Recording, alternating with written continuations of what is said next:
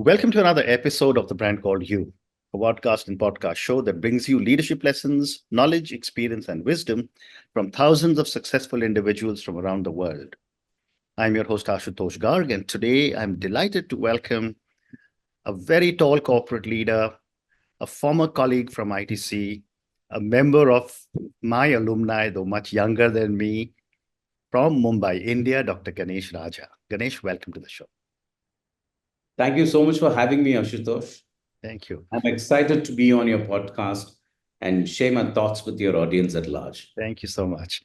Dr. Raja is the Chief Executive Officer of Kotak Education Foundation. As I mentioned, he has worked with ITC, Bahrain Economic Development Board, and others. And he's an alumni of the Jamnalal Bajaj Institute of Management Studies, which is also my alma mater. So, Ganesh, before we get into Kotak Education, tell me about your journey and how did your childhood influence your passion for philanthropy and social impact? Oh, I'll perhaps break this question into two parts, Ashutosh. I'll begin with my career and then maybe go back to my family roots to perhaps bring in those shift perspectives. Over the last 3 decades, I've had the privilege of having worked in diverse domains. I was in hospitality with ITC Hotels. I was the first employee on board Dun & Bradstreet Information Services in India. I moved on to Bahrain Economic Development Board to promote and peddle foreign direct investments from India into Bahrain. Wow. In those days, it was largely famous to source FDI into the country, but I was actually doing the opposite. And it was a huge challenge because on the visibility and credibility front, a lot of people in the industry knew about Bahrain, but the visibility was kind of poor. So it was a huge challenge because I was competing with Dubai and Qatar and all these places. So that was an interesting experience.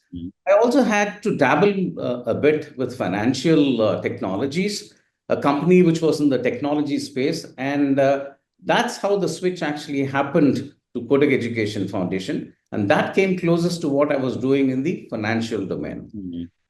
I also ended up with a stint in higher education. There was a private equity firm which was investing in higher education in India, and they wanted me to essentially up the business school on several parameters, accreditations, admissions, EBITDA, and so on and so forth.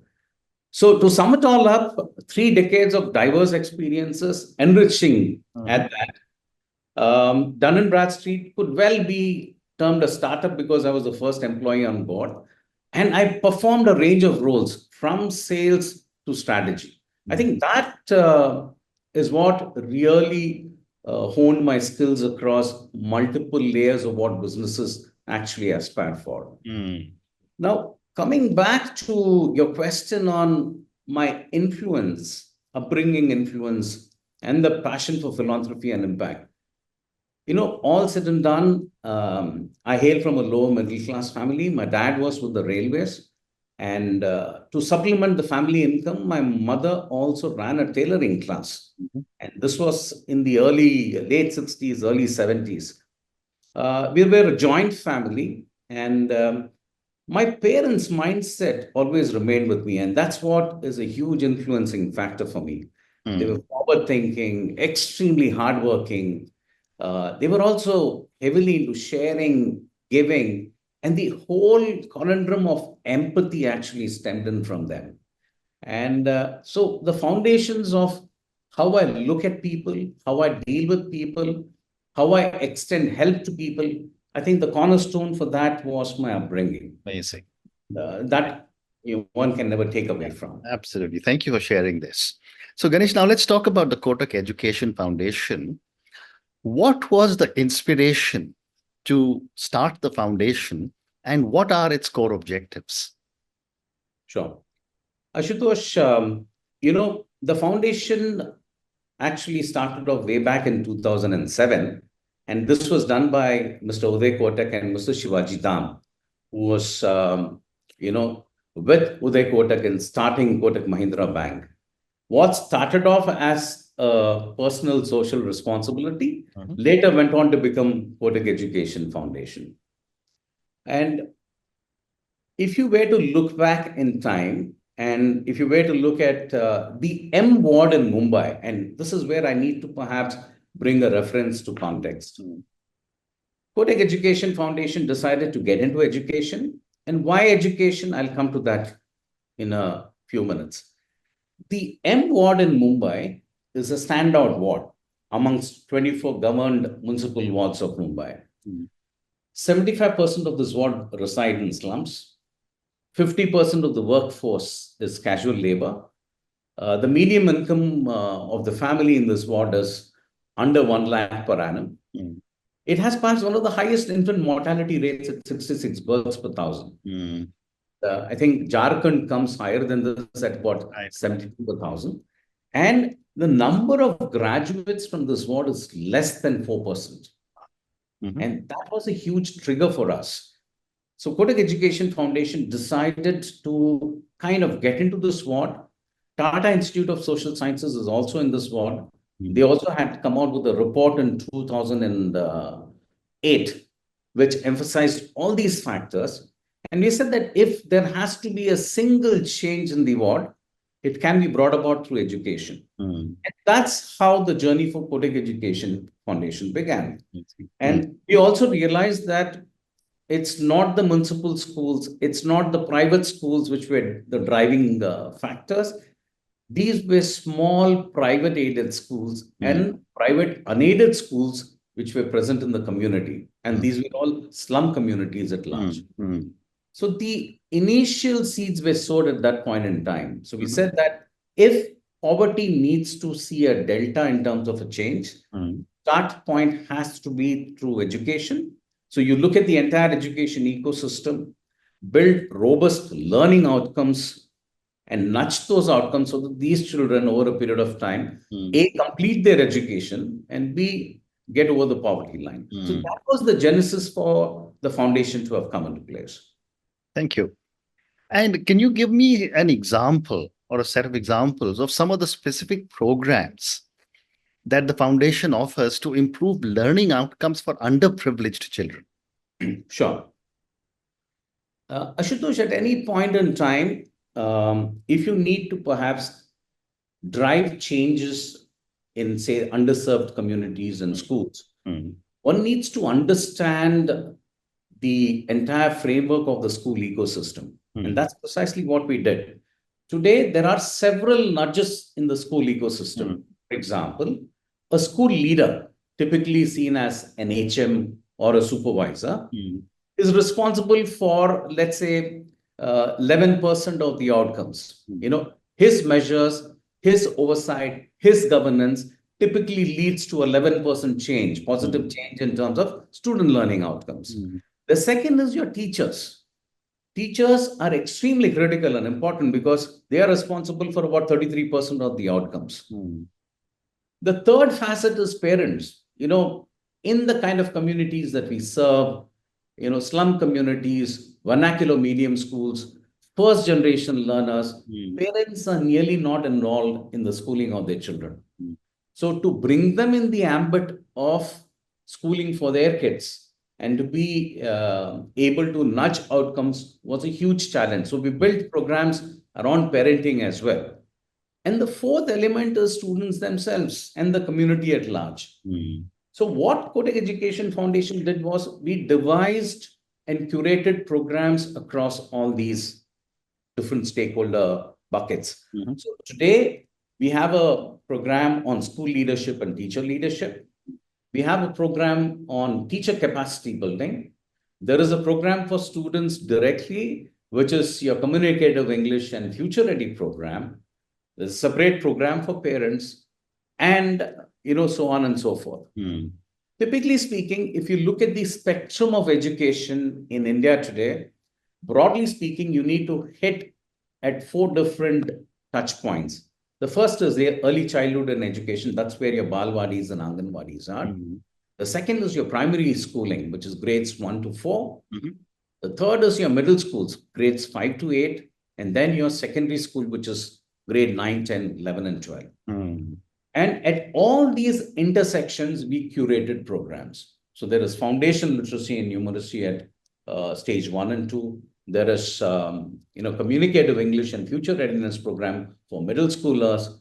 And there is something called teacher capacity building with the integration of digital technology and teaching learning practices in the pedagogy that we, shape to bring about the outcomes. The layer which surrounds all of this is your teacher leadership and school leadership. So when you look at the entire school ecosystem as a whole, and then you create programs at different intersection points, chances are your end of the goal outcomes are far superior and far easier to map. What a great response. Thank you. And Ganesh, what role do parents play in the foundation's programs, and how does the foundation involve them? Oh, parents are a very important cog in the wheel, Ashutosh. And I must tell you that every single school that is under the Kotak Education Foundation umbrella passes through a program on school leadership to begin with, school leadership and teacher leadership. One of the practices that we focus on for school leaders is the importance of aligning parents in everything that happens in the school. So typically speaking, every school has a school management committee. Right. School management committee is essentially a body that decides on the future plan that the school should embark upon, be it in terms of learning outcomes, be it in terms of innovations, and other areas where the school would perhaps want to focus on. It is important that parents are inducted on the board of the school management committee. So that's where the journey begins from.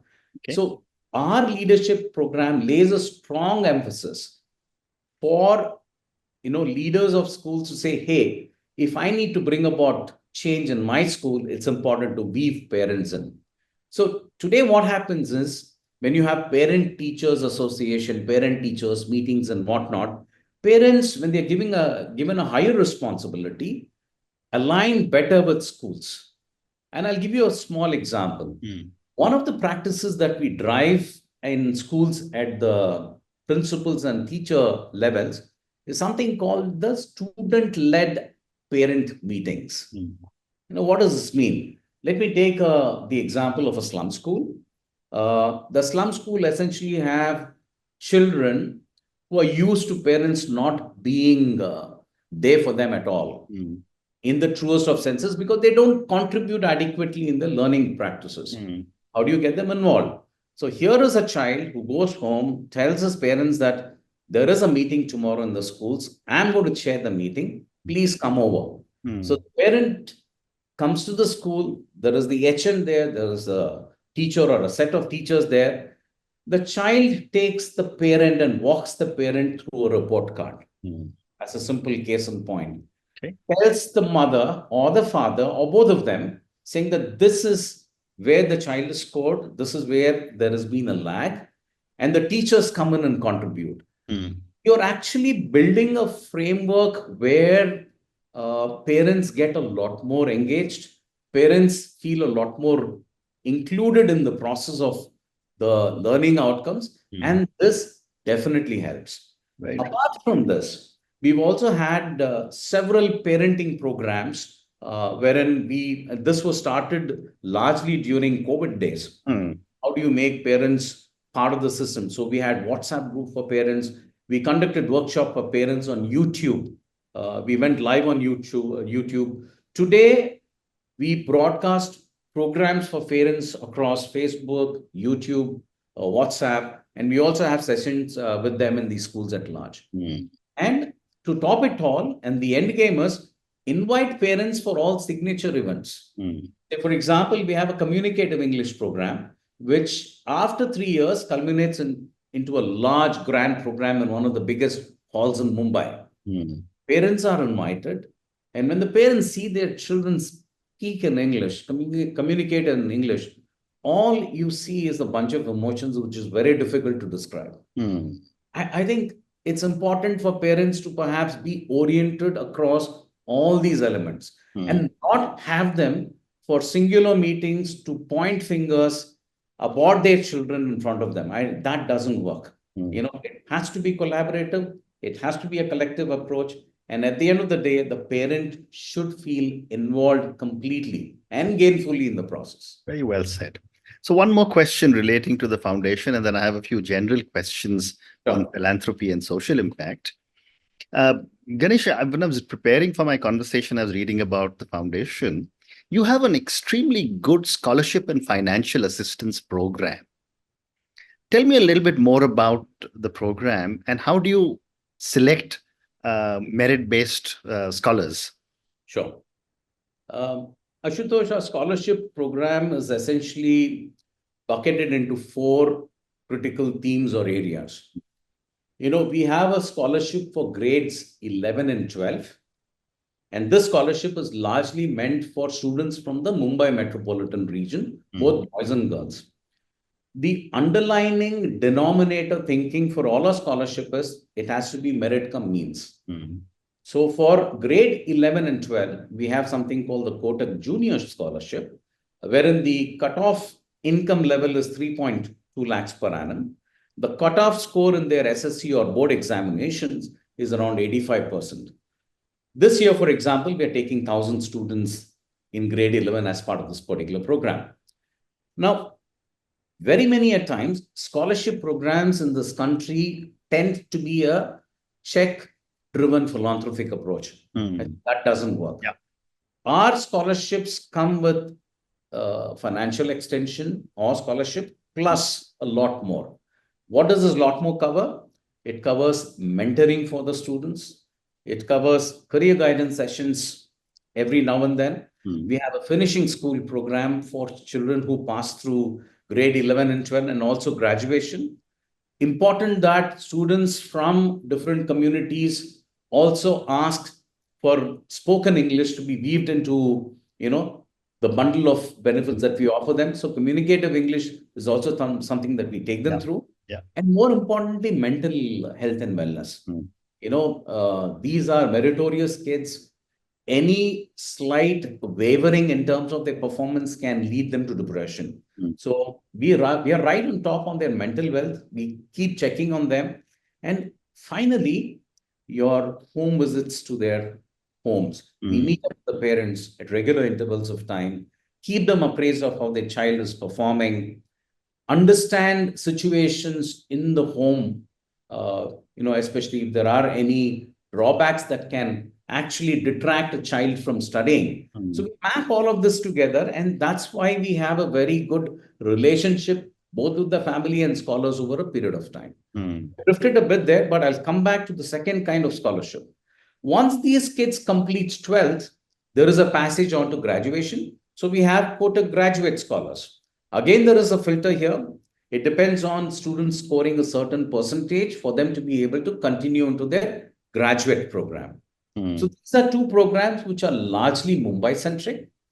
A third program in scholarships and our fountainhead program is something called Kotak Kanya. This is a girls-only scholarship, pan-India basis, wherein we choose girls based on their performance and they having secured admission in India's top-ranked institutions.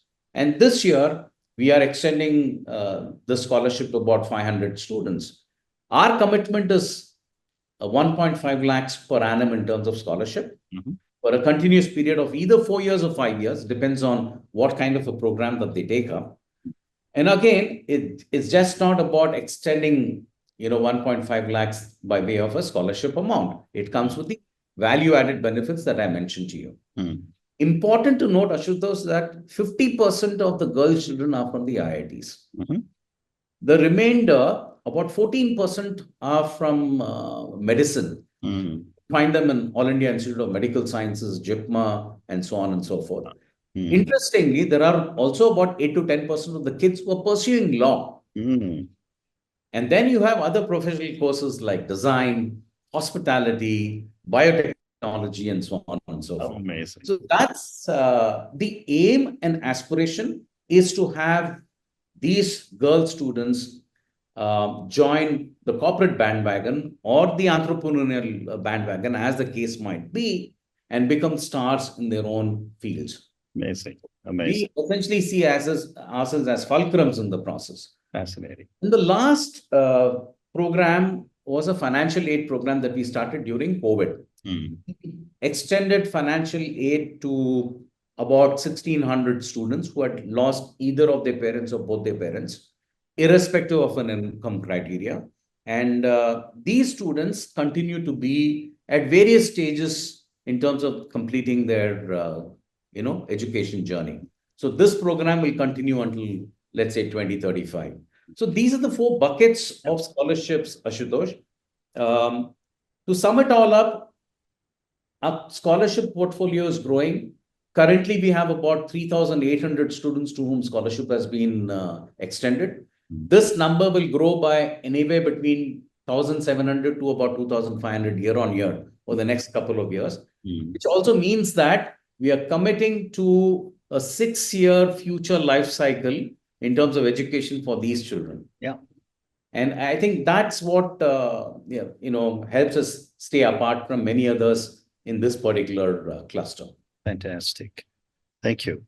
So, Ganesh, I want to talk to you about philanthropy and social impact in general now. Sure. I have time for 3 or 4 more questions. Oh, yes.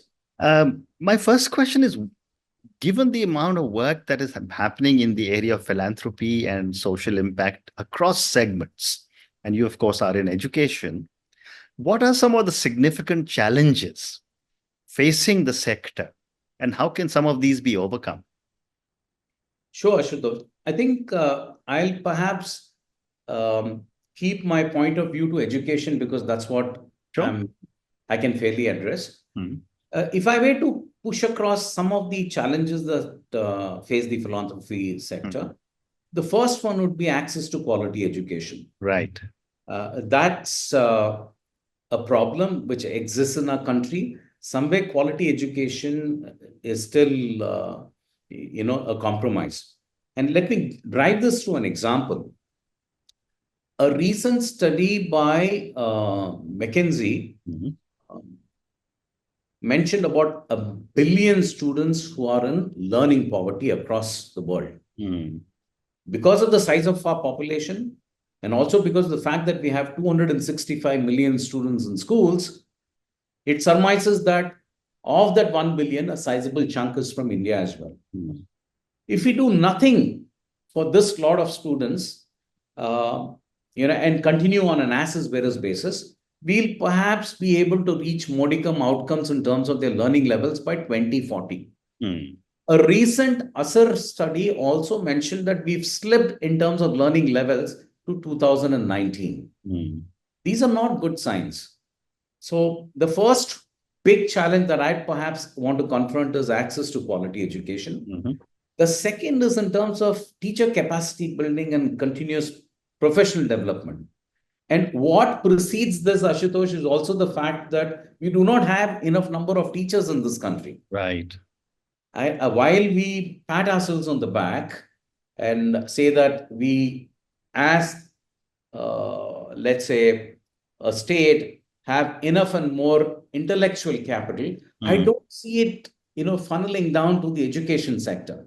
So teacher capacity build and continuous professional development is yet another factor one needs to perhaps worry about. The third is infrastructure and resources. I mean, post-COVID, there has been a huge transition away from chalk and talk. Right. And we are now speaking of a chalk and tech generation.